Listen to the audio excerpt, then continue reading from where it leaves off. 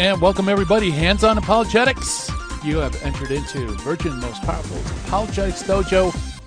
And welcome back everybody to Hands-On Apologetics. And we're going to do some sumo wrestling, not sumo wrestling, but sumo wrestling with a person that I've admired and followed for a little while. Is one of the most articulate Thomists out there, especially on the web, and that is Father Gregory Pine. Father Pine is a Dominican friar, and he's with the Thomistic Institute, which is basically making Thomas's theology better known and loved. So you can check out all the great work they do at Thomistic Institute, one word, .org. And Father Pine, welcome to Hands-On Apologetics. Hey, thanks so much for having me on, Gary. Delighted to be. Yeah, like I said, I've been following you for a while and really admire your work. And I thought, if I'm going to have you on the show, I'm going to switch things up and maybe not do the Summa Theologica, but do the other Summa. Do you do a lot of work with the Summa Contra Gentiles? Not nearly as much. It's usually kind of mined for parallel texts. I know that folks who are big into metaphysics love the more ample explanations that Saint Thomas gives, especially in the first book. But my kind of continuous reading of Saint Thomas is pretty much limited to the Summa Theologica, and then maybe when I'm researching for a paper or something like that, I'll dip into other works. Yeah, very good. Yeah, I'm just to give you a background of our subject for today, and our viewers already know this. I'm kind of a nerd, so for a few years, what I used to do on my Kindle was read one question of the Summa Contra Gentiles every night, and just go through it over and over again until eventually something sank in. And as I was going through it, there was two questions that I kept gravitating to because I thought it had lots of profound insights. And that's the questions that I asked to talk about today is questions 70 and 71 about divine agency and natural agency. I know that's kind of a weird topic to bring you on, but I look forward to hearing what you have to say on it. Yeah, I mean, let's go. All right. Yeah. Okay. Well, to start off, Thomas brings up the question of, what is of God, what is of nature, and he poses a few objections about, that it's either God doing everything or it's nature doing everything.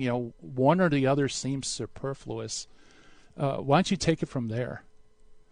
Sure. I think a kind of helpful or clarificatory point with which to begin is the recognition that God is not a cause in the way that we are causes.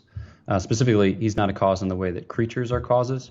So each of us is a particular kind of cause, and the way that we cause, the nature of our causality, is conditioned by what we are. So I cause as a human being, and trees cause as trees, and dogs cause as dogs, etc. So their ability to cause, the way in which they cause, how their causality affects the things that issue therefrom, that's all conditioned or circumscribed by what a thing is. So I can only really have human effects in the world.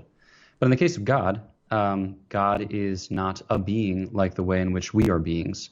So St. Thomas will say, in question 3 at the beginning of the Summa Theologica in the Prima Pars, he'll say, we cannot so much say what God is as how God is not, because God so exceeds the compass of our minds that it's very difficult for us to say, to draw created analogies as a way by which to better understand the nature of God. So we're really limited in that.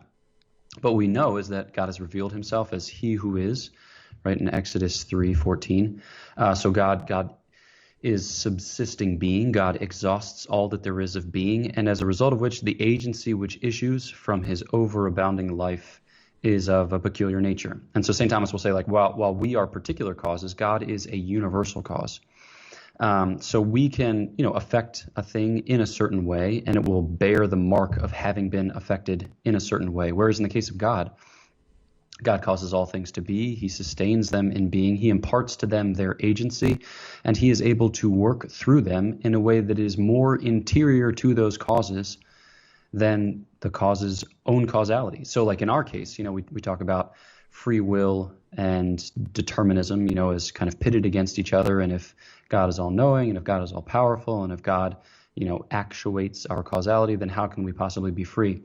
Well, God, he makes our created acts, and he makes our created causality to be and to issue, and he's able to do it in such a way that it is wholly ours and properly ours. So I think, a kind of good clarification with which to begin is to simply say that God is not one cause amongst a mess of causes. God is a transcendent cause, God is a universal cause, and God is the source of causality. So that understanding has to condition the whole conversation which follows. Yeah, very good. Yeah, so someone could say, well, if God is the cause of everything, and then why even have? Why couldn't everything be his cause? It seems superfluous to include, individual people by their nature to have their own particular causality.